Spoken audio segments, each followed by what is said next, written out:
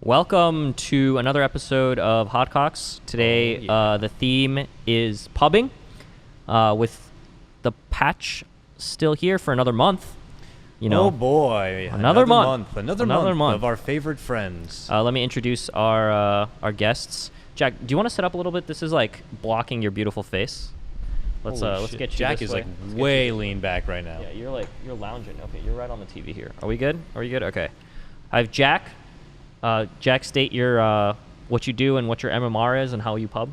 What I do, all kinds of random stuff, some translation, some commentating maybe. My solo MMR is a mere 5.2k, and my party actually dropped. I lost 2,000 party MMR in China, and yesterday I actually dropped below 3k party, and I'm back up there now. So. You're at 3k party MMR? Okay. Yeah. I'll get to that. All right. My name is Hotbid. I barely play solo queue, but I will in this next month. I am 4.4k solo MMR, and I introduce my host and my co-host, Dakota. Yo, I am Dakota Cox. I am not an avid solo queue player anymore, but I'm probably 4k, right at 4k. Maybe I'll play more in the future, but yeah, let's. It's a hard support life, man. We'll send the office together. And we'll solo queue separately on our computers, and we'll support each other. I think that helps. Blitz. So, do you want me to do your intro? Because I know all about your career. So. Okay, shoot. All right. So, former Nexon champion, Team Zephyr, Blitz Dota, turned coach, turned commentator, cast the final of a major, cast main stage TI, coached a team that. I don't remember, top 8 team at TI, and laid the foundation from the win TI the next year. And then, what is your MMR? I have 2 accounts right now. I have like 6 actually, but the 2 ones that I play on that I have phone numbers for, it's like 7.4 or like 7380, and then the other one's like 6690 or something. 6690. Okay. Yeah. Dang, that's a big wing right so today we're going to focus on pubbing and how to do better in your solo queue, what the mentality is to have, what heroes are good to pick. Yeah. So for now, let's just define the meta right now. What heroes are really, really strong, and if we were to like what the best pub heroes are to rise in MMR. First, let's start with the mid position. I think that's really easy to talk about first. If we were to draft heroes, we love doing this. We'll go back and forth, and you guys just pick what you think the best hero I think is. there should be an antidote laid out first that this is for a pub. Yeah, meta. pub. This is for a pub. This is not professional stuff. This is for pubs. This is for what you take into those pubs. Like, you're not going Wisp in pubs, not that often at least. Maybe if you're really good. But for mid, let's start with mid since you play mid. What do you think is the most cancerous pub hero in mid? The best one right now, Necro. I think everyone agree with that. You agree with that? And what's your second pick? What do you think? I still we're gonna have very different experiences on this. Just like from my time getting trounced in China, I still have to go with like because we're at different Tinker, brackets. Storm, those types of heroes. The types of heroes that can get around everywhere and just have like a huge impact. Like, you can farm if you need to, you can go to the jungle if you need to, and you can just snowball and own people if you need to. So I think those heroes for mid, those are it's funny because it's like you play a pub and it's uplifting when your like highest MMR player picks one of those heroes and goes mid. You're like, all right, we're gonna have a good game. I got to protect this guy. And he'll win the game for me. That's a guy who's going to be able to dribble the ball between his legs a bit, but that's high tier stuff. If we're coming on my level, I would say Assault Viper will do because it's like easy autopilot. It gets the lane domination done, and you don't have to know how Ghost Shroud and all that fancy stuff interacts. Just hit him. So you guys both play mid, right? You play mid? Not really. Only in absolute times of desperation. Okay. What do you normally play then? Actually, for solo, I actually play a lot of support or offlane or duo. Usually like some kind of duo offlane. I find that duo offlane is actually surprisingly effective because you can actually put together some really strong lanes and shut down their safe laner. You can often beat 3 people too if they're not coordinated, and that can cause them to tilt. It takes 2 or 3 people out of the game.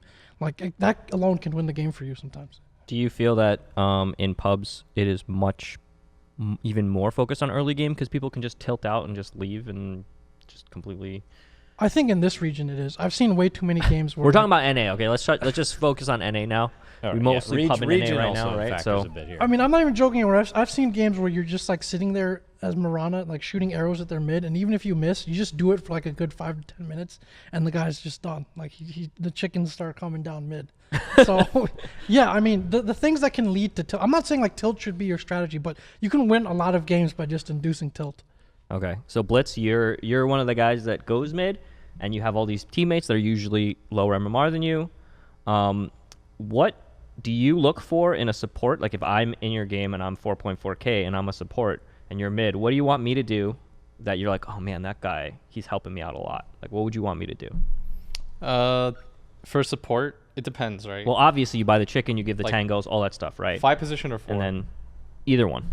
Okay. When I see a good 5 position, there's a point in the game where I just want them to sit behind cores. Like don't show on the map. You don't need farm. You don't need even to gank. Yeah, you just need to sit there. Like you're playing a lich or something, just sit there. Okay. Like just don't die. You don't need to farm creeps. You don't need to do anything. You don't need enough to show to get at all. experience. Yeah, sure. If you want. If you want. Okay. And then if you play a 4, probably the most infuriating thing is like you got to pick well. The 4 position I think in Dota right now matters the most that it ever has. It's so important. I would just pick Spirit Breaker every game. Fantastic. Like Spirit Breaker, I pick a stun. Please just pick a stun. Okay. Don't pick 2 5 position heroes. When I see a guy pick AA and then the next guy picks Lich, I don't want to play the game anymore.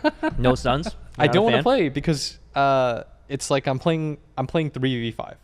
I'm playing with 2 people that can't make any plays. They're essentially just resting all control. They're like, carry me. And I'm like, I don't want to play this kind of game. Like, it's horrible. And then what's annoying for you for the opponent? Is it Mirana shooting arrows at you? What is it? What makes you tilt out of the game?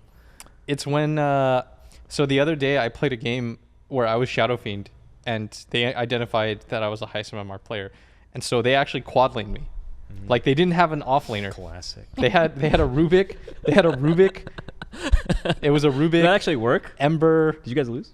Spirit Breaker, and like a Sand King, and they straight up like I went mid, I died to 4 heroes, and I was like, all right, whatever. I TP there. They're still there. Like they dive me again, and I'm thinking to myself like this is like the stupidest. I was really angry, and they do it, and then we get some wards up finally, and you start to see that they're not going bottom. They're all level 2, like they're collectively level 2. My Slark is level 9, and at the same time that their mid hero hits level 4, and I'm spam typing to them. I'm like, you guys know you're all morons, right? And they're like, watch us win. And then my Slark had like an 8-minute Shadow Blade that was uncontested. Did you guys win? Yeah, he carried. My Slark won 22-0. You can watch that game. So it doesn't annoy you? That annoyed the crowd. You still won. I didn't want to win that game. Okay, but what actually caused you to, what was that? Okay. What causes you to actually lose the game then? When so the problem is, so I don't care about that. When you are the highest MMR and they dual lane you, you expect your other lanes to succeed as a result of this happening. But what ends up happening oftentimes is like my 4 position will be a Monkey King that doesn't do anything in the trees, standing there for 8 minutes straight, being level 2, and their 4 positions a Kunkka who's X-torrenting me. They're getting kill after kill. My other lanes aren't winning somehow because coin flips. So what hero? There's a question for both of you guys. What hero is good for 5th position for the lowest MMR guy to make the biggest impact? This is one of my friends asked this question because he wants to get carried. So I would say Lich is probably a good fit right now. Like you're Lich pretty is much so guaranteed boring to though. win your lane. Lich is so boring. But we're talking about winning MMR. Yeah, That's not about. I'm just saying think like that Spirit Breaker is. I don't know if you I like consider that. him a 5 or not, but you don't hit creeps as Spirit Breaker, right? You just go and you just run at people. He's a 4 though. He's a 4. But and he can get bounty runes.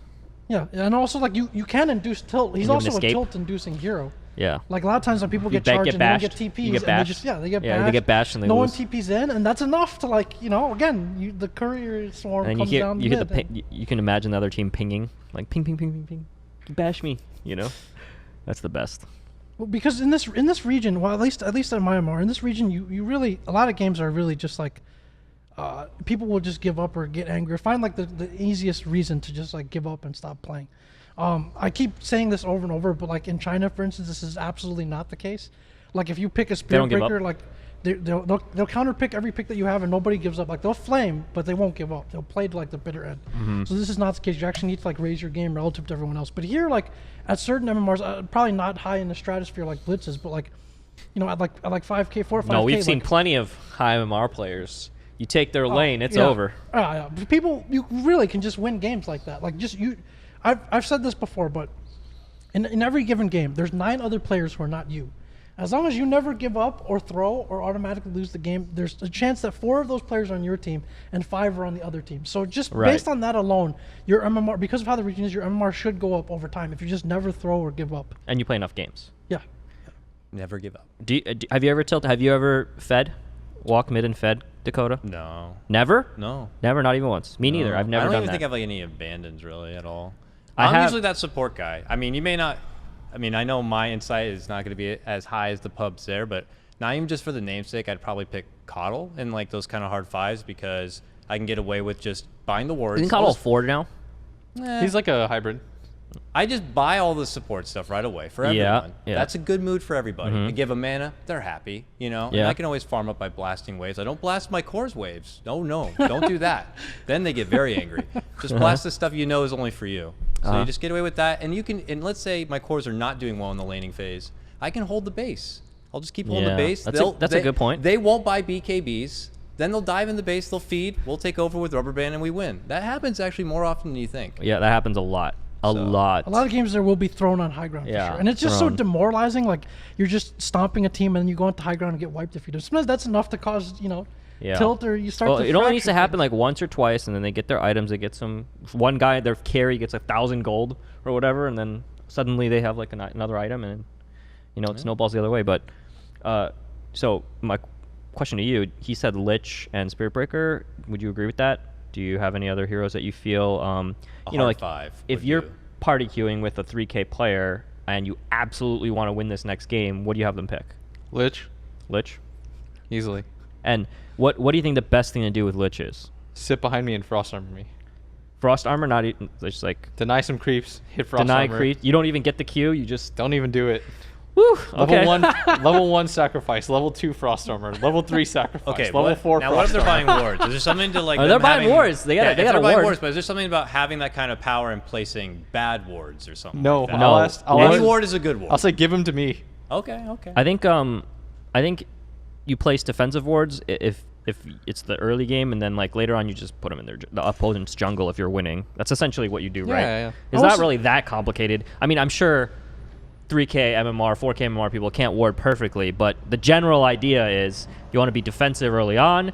If you're losing, more defensive wards. If you're winning, more offensive wards. I mean, that's pretty much it, right? I will say this about warding. One, at like 4 or 5K, you want to start avoiding putting them on the most obvious spots, like the eye spots, because those will be the first to get dewarded. And it actually is nice to smoke and put down deep wards, no matter what position you're in, because you want to see when when they start the rotations, when they start the smokes. If you put defensive wards, like it's okay, but they're already on your side of the map. But you're going to be sitting behind them with ice armor, so like if they smoke, it's fine, you know. Yeah. So maybe you do need But here in the slums, like no one's really buying smokes. So as a support, you just buy No, those. people smokes. people buy smokes, and even 3 or 4K. No one's going to yell at you for using a smoke to go ward because they're usually going to go unused anyway. Yeah, true. Okay. Use them to go ward. That's like the easiest way to What get if they buy you tomes? You ever had that? No. Somebody's bought me a bottle recently. Has anyone bought you tomes? If I picked Lich and my guy's 6K or 7K, my mid player, and the tome comes off CD, and I buy the tome and I just deliver it to him without saying anything, do you think that boosts? If someone just did that to you, would you be like, oh shit? I think that'd be because it's a different thing. Like I'm inspired by that. That's like hilarious. If somebody's gonna buy me a bottle, I'm gonna carry them. That's like the opposite of your 4-man gank initiation. It's The like, carry me, take all my bottle money. pool is the full-on carry me package. Like the guy's like 2,000 MMR higher, and you're just like, dude, I'm going all out for you, man. Your I'll do bottle, anything sir? you ask. Some tangos? I played Just take recently. popcorn carry. We played an international rank game. It was me and one other 6K player and 3K players. And we ran into this stack that were all 7K, and they had a guy with a 56 win streak. What? That's a real story. And I was like, all right, guys, I want to win this game so badly. So my 3K friend, he picks Lich. He buys me a bottle. How does he buy you a bottle with Lich? He buys no items. Doesn't a bottle cost more than your starting goal? We had like he waited. We had like he bought no hands and he waited like, for 20 seconds. The other guy, we had 2 5 positions because they both were like, we don't feel comfortable playing 4. So they just, one guy bought everything, the other guy waited. 5 and 6. Buys me a bottle. He's like all-inning. He's stacking camps for me nonstop. Like he's level 1. Literally, he's actually just stacking camps for me while denying creeps. He's like, carry me, and we stomped that game. 20-minute game. Wasn't even close. All right, so is that what I should do? Yeah, I if you want should to win. Pick Lich. Okay, so step 1, pick Lich. Skill sacrifice. Wait 20 seconds. Buy a bottle for your mid player. You sack first, and then you go back, buy the bottle. Buy the bottle. You walk it out so the courier doesn't die. The sacrifice is symbolic. You're also sacrificing your I'm gonna try that. But you gotta make sacrifices. You know, MMR I'm gonna try that right after this podcast. I'm gonna go in there and I'm gonna find it. But it only works if someone's 6K on your team. You need somebody significantly higher. If they're not higher, then you can't do that. Because what's the point? No point. Yeah, you might just be rolling the streak dice away, right? Yeah. I will say this though. This is another important point. Like people have this idea of like, oh, if you're playing support, you're being subservient or you're being someone's bitch or something like that, right? I mean, I would just advise to not think of it that way. Like you're playing your position, and if you play that position well or better than the person on the team, you're adding value, which over time is MMR. Don't see it as like I'm being subservient to this guy who I don't accept his like core play or whatever. Because people don't think about when they've like messed up or screwed up as cores and stuff, but they will think about it when like when the other people do. Like, oh, I supported you, but you failed to carry me, therefore you were garbage, or I would have done better. Like, I mean, just play your position well. I think that's probably the most important thing. I feel like supports are often at lower MMRs not proactive enough. Do you guys find that? They're just kind of like chilling there and you have to ask them to buy wards and shit? Well, usually you'd be lucky to get a support in the first place. Normally there is no 4 and 5. There's the jungler and then the guy who's stuck having to buy some wards, I guess. That's usually how it is, honestly. Because I feel like the mentality that Jack just talked about is so true because I played a game where I was 5th position Spirit Breaker. I bought all detection, all wards against a bunch of stuff. I had like 31 assists by the end of the game, and we lost. And they were like, "Fucking noob," didn't support. I'm just like, look at the fucking what happened. No one bought anything, right? So those are the games that are way more tilting to lose, by the way, than playing core and losing. Yeah, because you always remember that when you felt like you did everything you could. You bought all the shit. You did everything right. But you still lost. But no one remembers when like they got the royal treatment and they couldn't carry the game, or they lost, or they made mistakes. Yeah. You can't flex your KDA after. You can't flex your farm after. You're like 1 in 10. You're like, well, look at the map. There was wards there. The worst symptom of that is the last pick jungler, because then like there's a lot of games where like you're playing 4 on 5, right? Your lanes all get crushed. At the end of the game, like the jungler's like, oh, I only died once or twice. I'm 0 and 2. How come you're like 0 and 15? Yeah, the jungler is like 4 and 4. Like, well, you were fighting neutral creeps for 20 minutes while we got massacred 4 on 5. So yeah, of course you have more farm and you fed less. But how did that? What's the impact of that beyond like the score of your heroes, right? So I think right now is probably the patch where support players impact the most in pubs. That's good, right? Yeah, because the 4 and the 5 position right now, like before I could just I could go on any account 1v5, no problem at all. But now I need like a minimum amount from my support players to win a game. Okay. Like a bare minimum. I just need you to do X, Y, and Z. So we have a few other topics that we want to talk about, but before we get into that, let's talk about a little bit about the other lanes. We talked about mid, what you guys would like mid. What do you want out of your off lane and safe lane? Let's start with off lane first. What do you want out of your off laner? Just not to die? What do you want them to do? And what kind of heroes do you like seeing on your team? I think all off laners. So Misery had this theory that all off laners are just like, with the exception of Nature's Prophet, are pretty much the same. They're just like, it's a stun. It's some kind of like disable that brings your team together. That's so like not Bristleback, or yeah. It's like those heroes have kind of fallen out of favor. Those heroes are only good if you have like a strat preordained where you want push timing for it. So who do you want? You want Earthshaker? Earthshaker is like tier 1 because heroes like Earthshaker, no matter how far behind you are, if you get a big echo, like he also gets an auto 2 waves, right? Because of the block. So that's pretty nice. He won't die the first like 2 minutes. Shaker, Bat, Legion's alright. Who else is there? Doom right now is really popular nowadays. I like Doom because you can't bully him out of lane. He's like one of the few off laners that doesn't really care. It requires some discretion from your player, though. Yeah. There was a hero that I used a lot. He got nerfed, but like even in China, it was actually perfect because people fight and TP to everything. It was the Underlord, because it usually takes a lot to kill you. You're probably gonna get farmed and/or pressure their tower no matter what, just by spamming Firestorm. And then when you show up to team fights, like you just have such a huge presence. Like it doesn't it just like takes way too much. It feels like to either shut you down or mitigate your impact, and you're just always gonna have farm. You just show up with the team fight items, and this is another part. Like a lot of teams or a lot of pub teams won't have those like team fight items, right? As you're talking about like mech, pipe, things like that. Most heroes don't get that stuff. Right. The support is too poor and needs like an initiation item or something. So that just totally changes the balance of fights. Like when you go into fights with mech and pipe that most teams don't even have, like that just wins fights for you. And do people not buy mech at? Because I feel like in most of the games I play, someone buys a mech. Am I just like getting lucky? I think mech's a pretty bad item nowadays. Oh, so you shouldn't buy mech. I don't think so. What would you buy instead? There's very few items that, or there's like Pit Lord's one of the heroes that you do go mech on because you go Greaves. Same with Tidehunter. Okay. Like I want those Blink Dagger offlaners. Okay. So you want. What about Venomancer? Venom's a special case. Okay, because that hero is very polarizing. It's one of the stronger heroes in the patch. It's just so good that it doesn't matter. Yeah, because he can farm jungle. Well, what if someone wants to roll up and play this new Winter Wyvern offlaner? Should you say don't even bother? Don't do it. Don't bother. Why not? But some people I see think Cap they're cool. climbing with it. He plays support though. Oh, okay. Okay. If he did Wyvern offlane, I'd shoot him. Okay. Wyvern's gonna show up in the next TI. We're coming back to this VOD at this moment. Okay. And your safe laner. What do you want on your safe laner? Veno. Veno. Okay, but not Veno or Necrolite. What would you want? You don't play Necrolite mid? You can play him anywhere. Yeah. Is Sven popular in a lot You gotta of buy high-tier Diffusal pubs? Blade Blitz. Sven's good. Yeah. I want a hero that can't fail. I need you to play. There's no hero that can't fail Blitz. No, I need Jugs. I need Sven's. I need a hero that team fights and just can't die in lane. I don't want you to pick some Dro or Slark or AM. If I see another mediocre AM player, ooh, I'm gonna lose it. that's another thing. You don't Good like thing about anti-mage? taking Veno or Necro early. It's like you don't care about being counterpicked because you can go anywhere, and it just like go ahead, Yeah. like counterpick my my offlaner with like. If you get Veno all of your core Necro, it's choices. just the game's like everyone. It's So gooey. it's like so hard to win. Yeah. Leaves a bad taste in your mouth, pretty much. Yeah. But come on, if you're Necro mid, you don't want that Drow aura? No, I want you to play. I want you to play Jug or Sven. Okay. All right. These can't fail heroes. All right. Let's talk a little bit about mentality. But before we talk about mentality, let's talk about what MMR truly means. I know this is a really fun debate for everyone. We're trying to trigger Reddit here. Yeah, Dendy. Some people say MMR doesn't matter, but they don't actually mean it doesn't matter. Obviously, on average, higher MMR players are going to be better than lower MMR players. I don't think anyone disagrees with that. Do you think anyone disagrees with that? On average, 6K players are better than 2K players.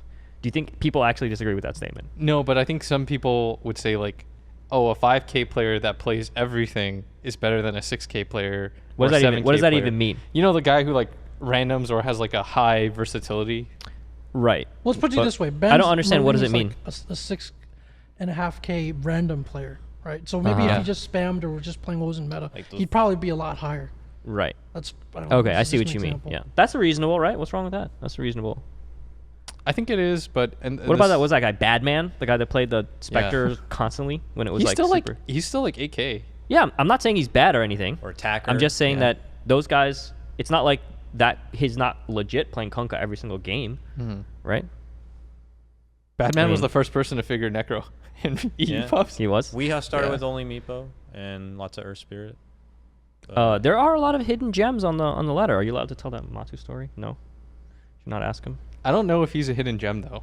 That guy. Okay. Well, you can tell the story if you want to. Otherwise, we don't have to do it. I mean, if you want, it's not really that big of a story. Okay. Go ahead. Tell the story. So it's like I was talking to Matu, and he was just telling me we were talking about the heroes of the patch, like how he discovered them, right? And it's post TI, and he was just like, so he has a different account that he plays on, so that no one else can see that he's grinding or whatever. And he's just like, I ran into this guy, I ran into his broodmother. I was like, this guy's amazing. Like this guy's like the best. He's like some Russian broodmother spammer or something like that. Brood mid, right? Yeah, and that's like where that innovation came from. And he sees this pub player do it, and it's amazing because he's getting like a 11-minute Deso Mask of Madness every game. He's like, what's going on? Like, how is this happening? And then so he adds the guy adds him back, they talk, and then he just watches all of that guy's replays. It's like Specialist, nonstop. man. Yeah, I think that's how you should be doing it. He too. There's he a lot owes of them that out guy there. some money. he does. He was gonna Pay that him. guy He's gonna pay him. $5K He's at gonna pay least, him. man. It's That's what I worth it. heard. When Logan was like in his prime with the offlane of Abaddon Logan or Abaddon, bupped. whatever, it's like maybe teams should have brought him in and get like the know-how of it. Back in the Don't day. hate it. This happened before with Brood. Wasn't some European, some Russian player, CIS player, was like having some guy teach him? I remember Was it this happened Mag with Brood. getting more? I think tips? so. Yeah. Yeah, I yeah. think It might I have been heard the that same too. guy that he was learning from. Yeah. They're all the bulldogs of whatever random hero. Those Yeah. guys are scary. Yeah. And you want those guys in your corner. Yeah, especially if they're heroes that are somehow can fit into the meta in any shape or form. Well, it's more than that. I think that that brood pick was just super like people were not ready for that. It wasn't just that. It was like, the thing is, brood has always been an instant win hero, and especially from that role, if they saw the opportunity, you know how easy it is in the draft when you're Kuro and you're like, we can play brood, no one else can. We play Necro, nobody else has really figured out this hero. Like Veno, we've taken it to the next level. It's just like an auto win draft every time. So all the attention on GH's heroes and didn't even mention any of them. Yeah. But that's scary too. You let them have one of those heroes and it's just like, that's a whole nother beast to take on. Okay. So MMR. Do you have to be a high MMR player to be a good coach, Blitz? It depends. Like the problem is like it depends on like where you're trying to coach. Like I'm sure there's a bunch of analysts that are of lower MMR that can talk about like drafts and stuff like that. What's the difference between an analyst and a coach? I think like an analyst can tell you things like the usage rates of things, how useful things are together. So data analysis. Yeah. But I mean, I haven't worked with anybody. So I like the people that I can think of off the top of my head that were lower MMR and that were coaches are Nahaz did it for complexity. I think Scansor is like 5K and he did it for a few teams. I think he was the coach from Neneski for some time in Happy Feet. I saw him at Galaxy Battles. And Kips was the coach of was the team TNC. Fnatic and TNC. But she doesn't really solo queue. I don't think like her MMR is like not really reflective of probably what her skill is. She's probably higher than like whatever 2K whatever she is. But I have no idea what they bring to the table. But I think if you're talking about like, because the only coaches that I've ever been exposed to is like Bulba. And the way that Bulba coaches, I'm imagining, is quite different than the way those two. Yeah, Bulba's probably like, you know, he's probably not in his own dimension. Super like data driven. Is probably just like this is what it feels like you should do and that kind of thing. Yeah, Bulba's like probably the most important thing I think in Dota is like movement, like being able to teach somebody movement, like where you need to be regarding what situation and why. Yeah. And Bulba is like able to do that, and I think you do have to have a high MMR to be able to do that. Yeah, like my offlaner hits a certain level, we can rotate there and get a kill. It's like that kind of thing. It's even more advanced than that. Like I remember there was something like really simple that Bulba had taught me when we were working together. It was regarding like the way that when you rune spawn and how MVP Phoenix like set up their smokes based on like the 4-minute rune. And everything in Dota, like if I explained anything, any high level concept in Dota, it should make sense. Like it should sound basic. But it's the fact that he knows he has all of these things going on in his mind and he's cognizant about them at all times. Yeah, I mean, like I think one of the that's a good example because if you explain a concept to me, it's probably like, oh, that makes sense. You know, that makes sense. But it's thinking of that, I guess, is the original thought in Dota is one of the hardest things ever because everyone looks at the game. Bulba taught me, he said, everyone looks at the game very linearly. This is the problem with like when people look at the game on Reddit and stuff because the criticism is very linear. It's like, oh, he missed this spell, that's why they lost the game. But it's like Bulba's thinking like on a plane above that. He's like, what kind of move did they make that led to this game being ruined and stuff like that? And so you have to look at the game from a more like deep perspective in that regard. Okay. You're saying Reddit has an incorrect perception of Bulba? I think most people just have an incorrect perception of Dota. Okay. Yeah. Jack, thoughts?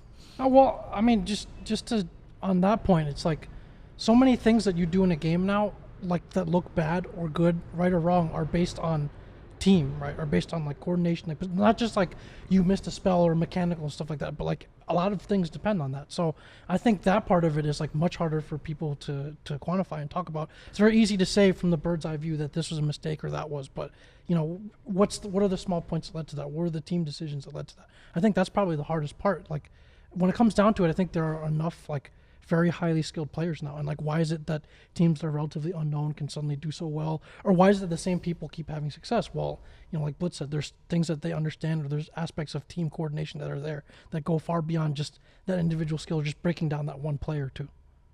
Why would you say so many people think that they're higher MMR than they are?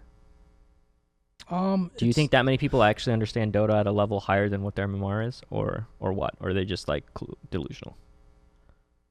I think it's a pretty basic impulse, honestly. Like I think I've, you know, probably been guilty of that myself, where it's like you you're thinking so much of the game from like your perspective and what's going on, and it's so easy for you to see what other people are doing wrong that you always think that they're holding you back. But you never think about, just from a pub perspective, you never think about when you've won a game or done something well. You're never really about like, oh well, that that guy was just a terrible player or the other team just messed up badly. You're willing to give yourself credit, like you played well, or you owned, right? But then when your teammates do that, when you see someone on your team do that, it just rings so much more of a bell, and you're just like, oh, my team was terrible. That's the only thing that's holding me back. But you don't really think about that when the other squad does it.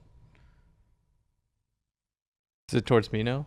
I'm just curious what your thoughts on about that. Everyone thinks they should be higher, right? Most people do. Of course. It's like natural impulse. I used to think that it was only limited to team games when I first started. No, it's definitely not just team I remember games. when I was really into StarCraft for a brief period of time. Yep. And in StarCraft, a game where you're literally playing one-on-one. They blame balance. It's not just they balance. blame balance it's like and balance, cheesing. cheese. This lag, guy lag. blind countered me.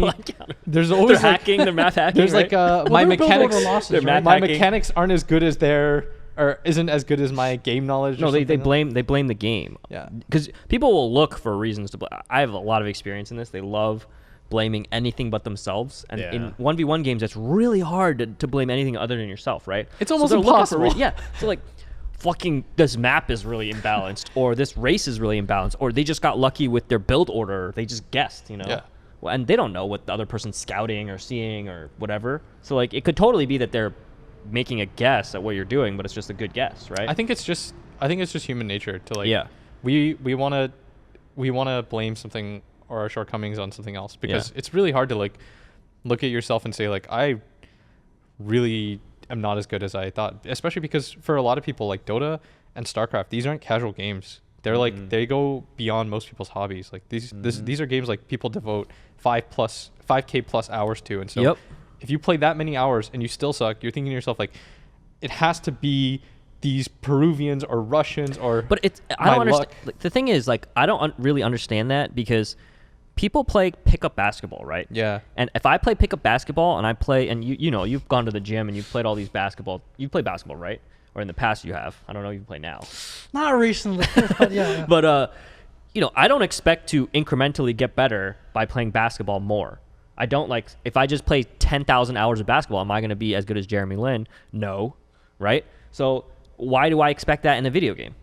Because I think a lot of people, when you do something competitive in your life and you really devote yourself like all into something competitive, you understand how difficult it is and like what it takes. But if you haven't, or if you haven't done like something at a relatively decent level, then you don't understand what goes into it. And so you kind of trick yourself into believing like there's another factor. Yeah, not everyone can be Michael Jordan, essentially, is what we're saying. What you brought up was a really nice point because let's think about it this way. Like, let's say you're playing pub basketball games. Right. Like, you go to the gym, like, a couple times and you keep playing, but then your game's pretty much plateaued, right? Yeah. So everyone plateaus at some point. And then in order to break through that, you have to start doing something different. You got to, like, weight train, or you get a shooting coach or something like that. So you have to work specifically on it. So that's something for pub players as well. Like, I think my plateau, I'm pretty much there. So for me to improve as, like, a pub player, I have to start doing things different other than just spamming pubs.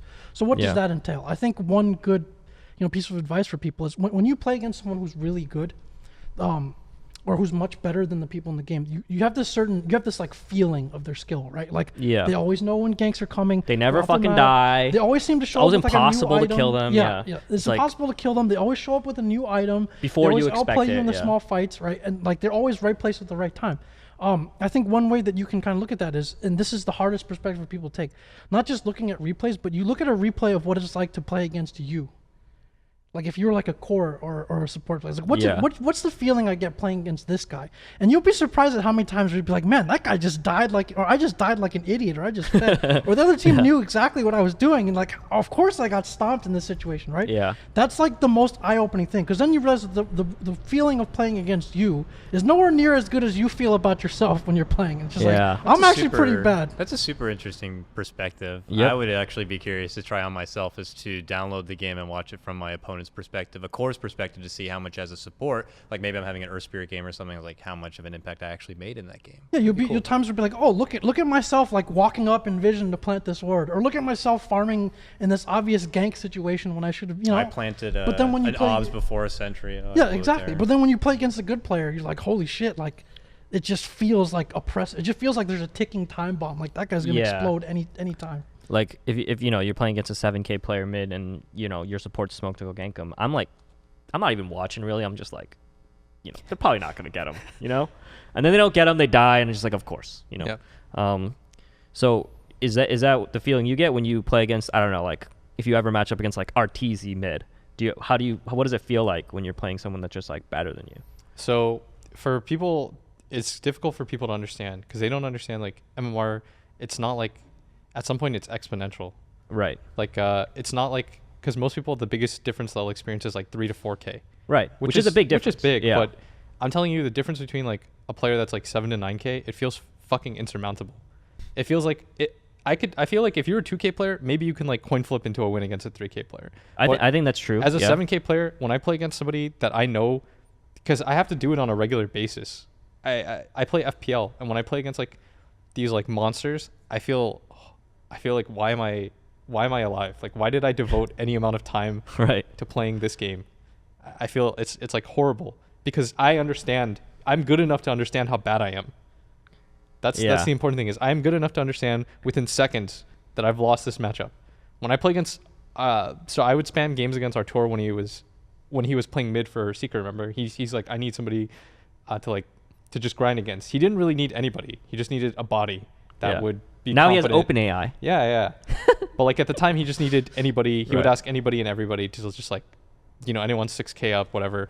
Him and Boba played a whole bunch of hanging solos, with him right? at all, or was he just? There was like some matchups that were so one-sided at the time. Like if you remember original release DP, when she first got the Spirit Siphons, I would win those because she was so. The Spirit. Yeah, it's like he would get annoyed, but eventually even that wasn't enough. Like there was a point where I was just like, this sucks, and it just like it gets even worse and worse and worse, and they learn so much more than you do in the small selection of games that you're playing. So that must be an interesting feeling. I feel like one of the things that the biggest skills to learn as a player that plays mid, especially, is how to snowball and how to not die. Yeah. I think I remember Purge was talking to me about the difference between you and him in terms of like when we play games against players that are low MMR. Yeah. Essentially, he can snowball sometimes. Yeah. Sometimes he dies, but whenever we play, like the 7K guy almost always can snowball and almost always will not die if he doesn't want to. You know? What tips do you give to 4K players that happen to be like, there's going to be some games where a 4K player is snowballing? Yeah. What's your advice to that guy on how to play from there on out? Because most 4K players don't know what to do because they aren't in that situation enough. Power. Yeah, exactly. Right. Not they're not in the situation. BKB, but They're 4-0 in the off lane. They have an 11-minute blink. What the fuck do I do now? Yeah. Right? Yeah. There's a really good example of that. There's a game where at one of the majors that MC was playing Timbersaw. He was 1-on-1 against a Lycan. A very one-sided matchup. Yeah. He stomps him. He gets something like a 12-minute Bloodstone, and then he proceeds to die like 4 times in a row. Right. And after the game, Crow just chews him out. And I'm thinking to myself, like, man, MC, like, what else do you want out of him? Like, he owned. We ended up. I think we won that game. And this was back when you were coaching. Yeah, Open? when I was. Okay. This was the Manila major, if I'm not mistaken. Mm-hmm. And he said he brought up this like phrase that I really like. He's like strongman syndrome. He's like, you had strongman syndrome where you thought you were so strong that you could not die. And that's like the pub mentality. Like every player at some point when they're feeling it, they get to this point where they think like they're unkillable, they're like gods or something like that. But he's like, he told them, he's like, it's even more important that you're careful with how you play, because in Dota, like the beauty of it is that coordination can beat one hero. You're never like a final boss, you know, like you can 1v5 a hero. Mm-hmm. And it's even more important that when you get that big, you don't throw away that lead because it's so much bigger. Yeah, you lose a lot of gold. It's not just the gold, it's like the morale perspective too. It's also like your mentality. Imagine like your Timbersaw with like an 11-minute Bloodstone, you die, you have 8 charges, and then you're thinking to yourself, like, whatever, it was a fluke. You do it again, you die, and then all of a sudden you're thinking to yourself, like, I really fucked up my game. Even if things are fine, like you're still ahead, you're playing really differently. You're doing the opposite of what it's you almost like, do. would you rather have a normal timing 12 charge Bloodstone, or would you rather have an early 4 charge Bloodstone? Yeah. It's a good, for your mental game, it's probably better to have the normal timing, Yeah, right? and that's what we were talking about. It was like, Crow's like, you need to relax. Like when you have this kind of lead, it's really important that you reassess yourself and you refocus. Like I was helping Leviathan, and they have a player named Sammy Boy, who he plays Bloodseeker. He's like 8K, smart player. He's really good. I ran into him in a pub, really good. and he did that. He had this huge lead, and he's like spamming Mike. He's being like way too chaotic, and we're just like, I told him, I was like, dude, you need to relax, and he's like, just listen to me, and he's so hyped up. Then he dies 3 times in a row, and we lose the game, and he adds me, and he's like, hey, what went wrong? And I was like, you son of a bitch, you cost me 25. I doubled down that game too, and I lost. I was really salty. So Jack, have you ever been in a situation where you're snowballing and you get strongman syndrome? Tell me. Oh, countless times. I do this all the time. I'm guilty of this all the time. Give me one anecdote where give me an item timing and how good you're doing, and then what happened. My friends who play with me know that when I play like anti-mage or something like that, this just happens all the time. Like, things are going well. You get that early battle fear, you get a manta, and suddenly you start trying to like go behind enemy lines, like blow people up by yourself. Yeah, or you're diving tier 3s or something. You died twice, and suddenly they're like pushing your base, and your items haven't progressed. I mean, I've lost so many games doing that. From what Blitz said, one of the points that he brought up is like the other team is conscious that you're like the raid boss, right? And that's gonna make them sometimes play even better or more careful. Like they're gonna be zeroed in on you.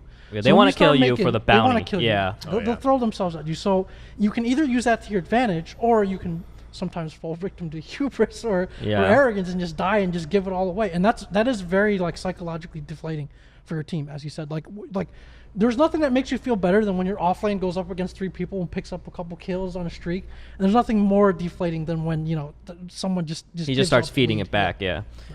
Would you recommend against certain things? Because I know when you start snowballing, you can do stuff like Merlini buys bots. What should you do if you're a 4K player and you want to snowball properly? Like, what is there a specific way other than just be careful? Should you what about a BKB timing? Do you want to get it? Do you want to squeeze in another item, or do you don't want to get a BKB earlier? What's the thought behind that? I think it's game specific. I don't really. Of course, I don't really go. I hate BKB as an item in general. Just like probably the biggest thing about snowballing. So the example you used earlier is like the difference between me and Kevin, right? Yeah. It's like the difference between me and Kevin when I'm snowballing versus when he's snowballing is that I like to push things even further. Like I like to go for like the really flashy plays and just like keep. But you wouldn't do that in a FPL game, right? But that's the difference between me and pros is like a guy like Artesia or Miracle, they can just force you mail. They can treat it like it's a pub. Yeah. Because they're so much better. But I would tell 4K players, like, if you want to improve your overall game, is like, don't be strongman syndroming 1v5ing, but go for risky plays. Like, go for the mechanically difficult plays, like the ones where you have to like force yourself to like outthink them, like outplay. I think if you do that on a consistent basis, that's what helped me. But you might throw some games by doing that. You do.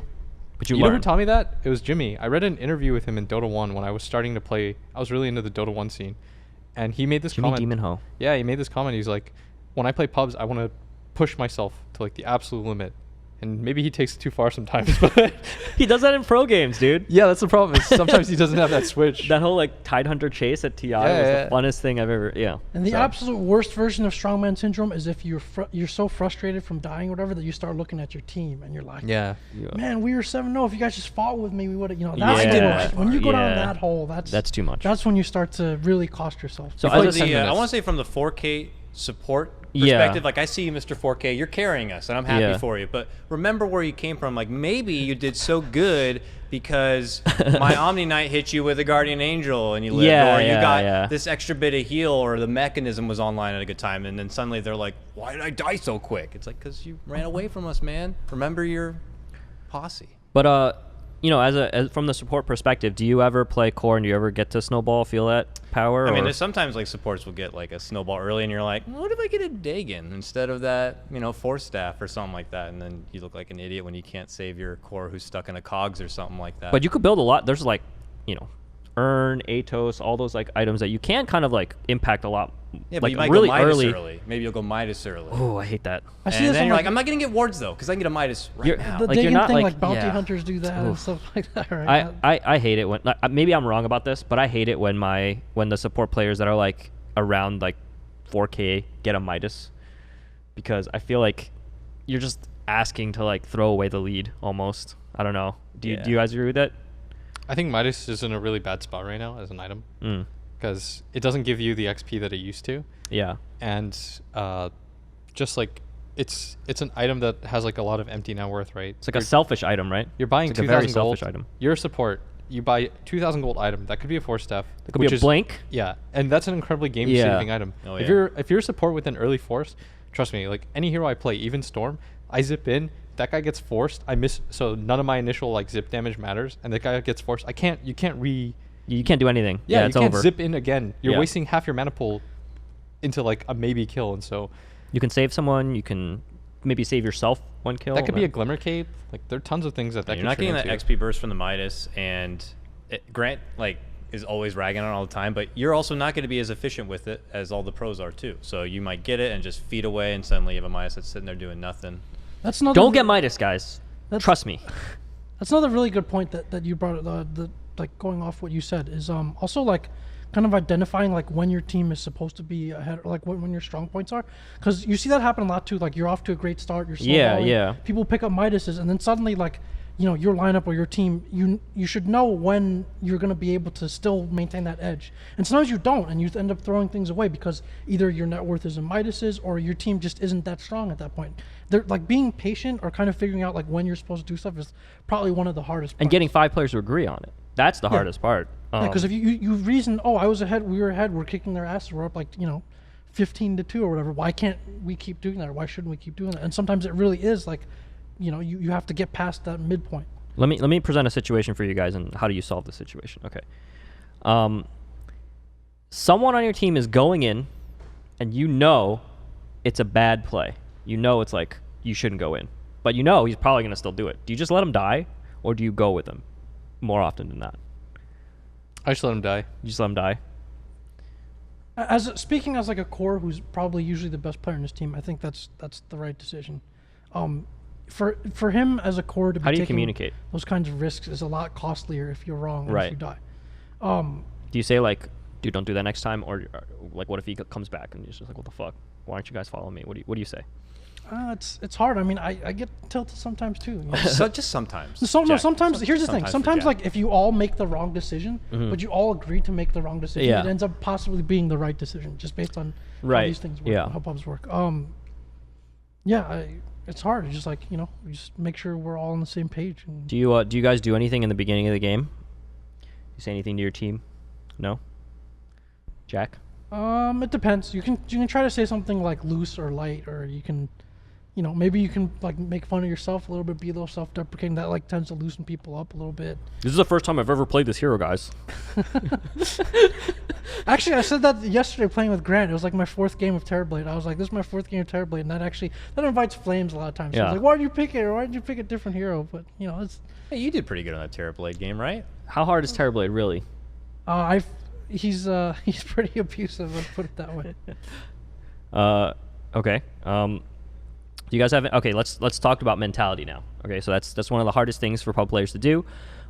It's really easy to tilt. It's really easy to blame your teammates. How do you center yourself and make sure you have a good mentality going into a game? Let's say.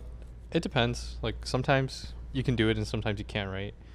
But if I really want to grind, so when I was in Korea, I was like 4K. I was like 4.4K flat when I was leaving Korea, and then I was like, this really sucks. I want to hit 7K. So I set myself a goal. I said 7K in 2 months, like do or die. And then so the way that I looked at it is like I said I was not gonna get tilted by anybody. As soon as anybody said anything that provoked me, I muted them. Like anytime anybody said like the slightest thing, passive aggressive mute, like unmute them at the end of the game, whatever, mute. And then I also told myself like no matter what, I wouldn't give up. During that time, like I didn't give up in a single game. I said like no matter what, I'll play it out, because some games, yes, it won't be worth the effort, but there will be that one in like 20 game where it was worth it to try really hard to make your team come back. And I think if you do those things relatively, then you're in a pretty good spot. I think just piggybacking off that, I think that's a great point. A lot of things. Okay, just zooming out. I think a lot of things, like in general, come down to how you view things and how you frame stuff, right? Okay. So if you look at all your actions as affecting both yourself and your teammates and your chance to win, which is your MMR, like there are going to be games that you can't lose, just based on how games are. They're going to like be 20% of your games you probably can't lose. There are games that you can't lose unless you like feed couriers and stuff. Pretty much. Yeah. Or it's because someone else on the team is doing that. There are also games that you can't win, Right. Sometimes for similar reasons. So really, it's the numbers in between that determine whether your MMR goes up and down, right? Yeah. So part of the never give up thing is there are games where you're in a very dire situation, like you're down a lane of racks or whatever, and maybe like your chance to come back is only like 10%, 15%. But over the course of even 100 games, like that's a swing. If you get even 1 or 2 of those games back, that's like 50, 100 MMR. If you can look at it this way, if you like yell at your teammates, right? Let's say this guy was like 4K or 5K to begin with, like that guy's effective MMR is most likely lower now, and that reduces. So it all depends on finding a way to look at it that works for each person. Like just all your actions in the game are not entirely independent. Like you will impact your teammates, you'll make them play better or worse. If you will actively make people play worse, then do things to stop yourself from doing that. Like people don't usually play better when you yell at them or get upset at them. I think a good way to look at it is if you're watching this podcast and you think, that's not me, I only do it sometimes. I only yell at people sometimes. I only flame people sometimes. It doesn't happen often. Let me ask you this. How many games out of 100 do you think you affect your teammates negatively with yelling that would have cost you the game? Is it 1 or 2 out of 100 maybe? Games where like you yell at someone and then you would have won the game had you not yelled or flamed or whatever. Probably like 1 out of 100, right? Yeah. Pretty fair. What is people's normal win rate when climbing MMR? It's really not that much higher than 50%. Maybe you have like a 70% win rate, but the average 3 to 4K player, their win rate's like 52%. That's like 4 games out of 100. So literally, it's 25% of what you can win if you just yell once, right? Yeah. That's a huge fucking MMR. percentage. That's 50 MMR every 4 games you play. That is a huge amount because you're only winning 52% of your games. So if you affect one game negatively with yelling, that is what, a third of what you could win?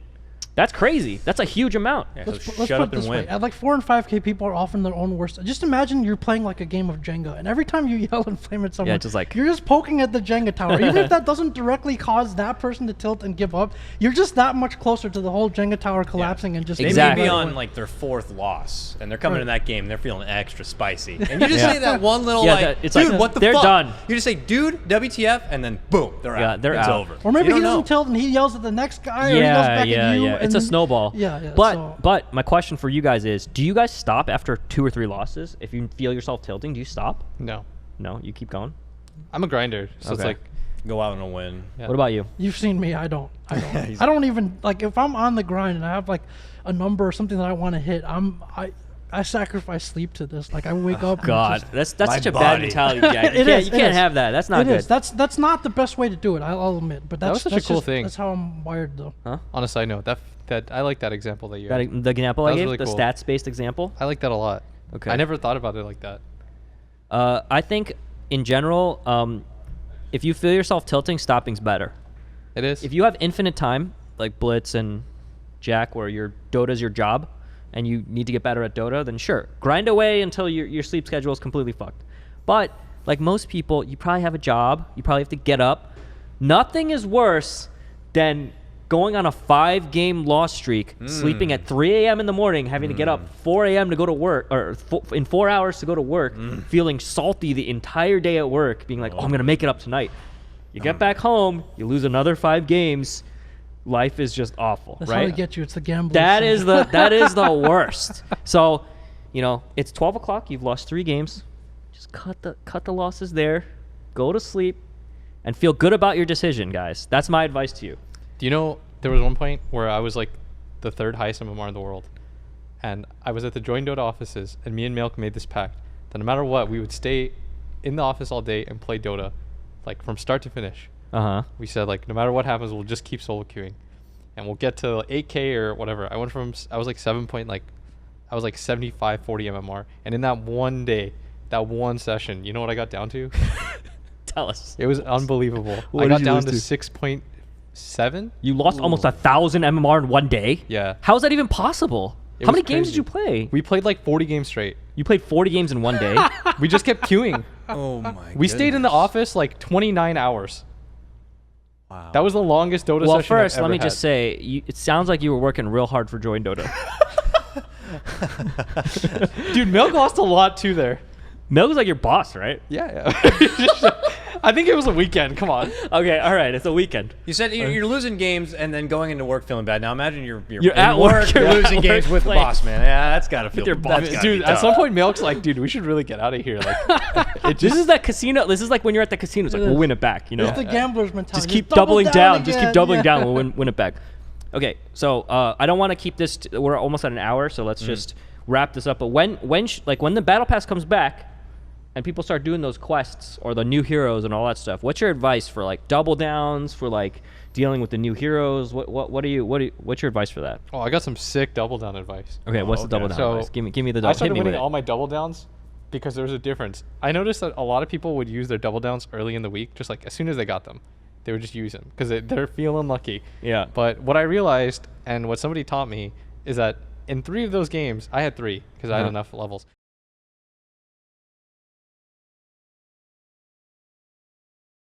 If And then you double down right and the then. thing is, you might think to yourself, Nice. man, that doesn't happen. No, it happens all the time. So okay, so You wait for the all chat end. You know, that's good. If some guy's That's good. spamming like, I don't want to be here, like, Can you he's all gank? chatting, You I'm can like, actually kill someone before double downing, right? yeah. That's the way to do it. You got to make get sure. first blood and then you double down. everybody. I'm waiting for somebody's courier to show up in the mid lane before I double down. All right. Okay. And then also, here's I would like also to know, would you rather, if I'm a 4K player, right? Would I rather have like, let's say the average on my team is 5K and the average on the other team is 5K. It's much more likely for them to win if they have a high MMR and then a bunch of lows than all the same, right? Is that the case? I think so. So if I'm 4K and the average is 5K and there's a 7K on my team but not a 7K on the other team, I should almost always double down in that situation, right? I think it's plus EV. Okay. So it's that's always better because it scales exponentially, right? So it's not like a 7K is worth 2 3.5Ks. Yeah. He's worth more than 2 3.5Ks. The games that I right? win the most are the ones where either the average is really high, like, you know, it's a 7.7K average game, or when the average is like incredibly low. Yeah. When if it's like a 5.2K game, Then I know nothing that they can do Yeah. really can stop you. I right? know It's that just like, as long as my team, that's the game that I tell my team, like, that's the only time I use my mic. I'm like, guys, I know you might suck because they might not have a super high MMR and you guys might get wrecked in lane, but I will find a way. Like, I'm picking Storm regardless of what other heroes they have. And those Yeah. are 5Ks in his game. He's saying, guys, I know you suck. that's the game where I'm Lich and I buy the guy a bottle, right? and I'm here 4K. Like, That's the game with the Lich and the bottle. yeah. And then that's when I'm like spam. I have the tome in my quick Yeah, buy. yeah, yeah. I'm like spamming the tome. Ask me Get where the tome. wards are. yes, get the Master tome. Blitz. Here Like, you go. Hey, if I If see I Blitz, get I'll ganked, keep- buy me a TP. If I'm I just see Blitz, sitting I'm mid. buying the Yeah, bottle. I'm sitting mid with 2 salves and 4 clarities. I'm just like waiting. It's like, you got a mana? You got a mana? You want a little refresher station here? You're going to be a mini you need a moving frost shrine? armor? Yeah, you need a frost armor. Oh, here, give me the bottle. I'll go get the bounty rune, refill it for you. Bring it back. You know? It's true though. Like some of these guys are playing with it in a Blitz's tier. You know, like even whatever examples, a Monet, a Mikasa. It just like feels like they're not playing the same game. Like, Yeah. You're not playing. Oh, the thanks same for game comparing with me to Monet. Who was it that I remember one of the mid players, whether it might have been Arteezy or Sumail, that their team was just like helping them so much. Like there would be a guy that would like TP mid constantly to like refill their his bottle. They'd be bringing him out regen, giving him Right TPs. now in NA, the meme is it's Bulba for Abed. Oh yeah. It's like you get the Bulba treatment. That's what we saw. He The starts Bulba mid treatment. every game. Yeah, you know he's a Night Stalker. He's going to void your He's mid hero definitely gonna like 40 times. Abed's getting a good start. Yo, my play is the gyro. You Yeah? shoot the missile. Ken goes for like the tilty help play. He has like Yeah. these like random tilty ideas, right? You buy a bottle with the gyro. You just get runes and shoot missiles until the opposing mid quits. After like 4 to 5 rockets to the head, that's enough to get a lot of Yeah, people the- to just be like. The noise is tilting enough when it hits. But okay. Do you guys have any topics you want to talk about last? I hit all the ones I wanted to. I think this was very illuminating for our MMR grinders, right? Yeah. No, definitely. Don't you want to go home and grind some MMR? I do. I'm gonna when this show's over, I'm just getting in my office. I'm playing Dota all night. Oh, I have something I want to say, Sure. just like as a PSA. Go in with an open mind. If there's somebody with a higher MMR than you, even if it's like 300-400, it's a significant amount. That means like that person played X amount more games than you, or was just better than you by Yeah. that amount. I think I had this open offer at one point. I was like, if anybody ever is willing to listen to me in a pub game that they run into, I'll always go over your replays. I'll immediately go over the replay of the game that you lost. And that's happened like, I want to say like 8 times in my career. Mm-hmm. And it's like, just pay attention to what the highest MMR person is doing. Like, why are they so much better than you? Like, there has to be a reason. It's not luck. The issue is that a lot of people, their first reaction is like, how is this guy this much MMR if they have a bad game or something? Oh, no, they think it's a bot account. Yeah, they think it's a bot account or it's bullshit or something. It's like, no. They're like slacks or something, There's a reason. Jack, you got I think there would be a lot of value in that, actually, for having people who think that they're doing nothing wrong or not making any mistakes, have someone who's like way better than them or higher MMR than them go over like replays and look at stuff. Yeah, because I'm like, if Blitz watches me play, I'm probably doing something wrong every 5 seconds. Honestly, you're probably making an error every second you play. You're probably not moving in a direction that you should be moving.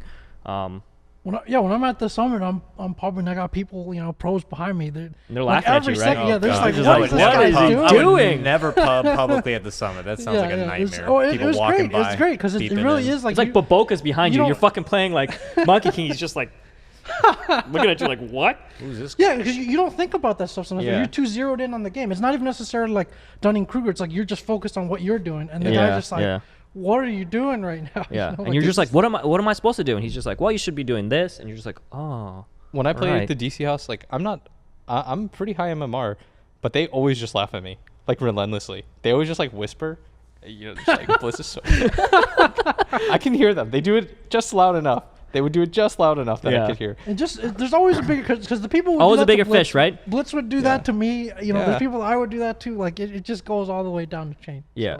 So. I had a game the other day where it was like that, where my high MMR was, there's a guy in my game that was like 5.5k. He was the high MMR on my team, and he insta-locks Techie's first pick. And we won that game, and that guy had the highest net worth at the end of the game, higher than the opposing enemy's Sven. So when the game started, my team was flaming him. They're like, what are you doing? Like, why aren't you going mid? He picked Techie's off lane. And we're like, what are you doing? Like, and I didn't say anything because I was just like, whatever. Like, if we lose, we lose. But my teammates were flaming him, and he ended up carrying us with techies. So have an open mind, right? Yeah. Have an open mind. Shit happens. Too many people. Look, when it comes to Dota, I think it's like a high ego field in general. Like, or any like really high tier competitive game, like people are gonna have ego or whatever. I do. Mm-hmm. Like God knows. Everyone that plays Dota is probably pretty hardcore at whatever they do. Yes. Right. I think. So when somebody's like, oh, this pro's humble, this pro's not. It's like, no. Everyone has an ego. Everyone has an ego. That is something like, but you do need to know when to set it aside. Mm-hmm. Like you do need to know when like you're quote unquote like put in your place. Like if I'm with like Sumail, I'm not gonna be like, fuck you, dude, I'm taking mid, like get out of here, man. It's like I'm gonna cater to that guy's fucking needs. Like what do you need? You gonna buy him a bottle? Like how can I help you win? Lich him up, dude. Lich him up. The funniest example that came to mind of this is you got the Lich treatment. Freeze got flamed in China because he gave up mid to Sumail when EGG was over. And he didn't give it up to ZSMJ or like other players. He's like, get out of here. Who are you? Like I know who you are. But Sumail comes along. He's like, all right, you can help me. Nice. There's levels hierarchy. To this shit. Yeah, hierarchy. There's Even levels among to the this pros. Shit. There's a hierarchy. There's levels. Sumail. Who would Sumail give up mid to? Dude, I don't know. CT. No one. Prime the AI bot. The AI bot. The AI bot. He beat the AI bot. I know he beat the AI bot. He can't beat him now though. I don't think so. They haven't shown like their retooled version. Yeah, there's a updated one that they haven't released yet apparently. Okay. All right. Well, I think that does it for us. We'll have this up on all the regular services soon. Thank you for joining us at this episode of HotCox. I had a lot of fun discussing this. Did you guys have fun? It was a treat. Yeah. Thanks Blitz for coming on. Thanks Jack once again, and catch us next time.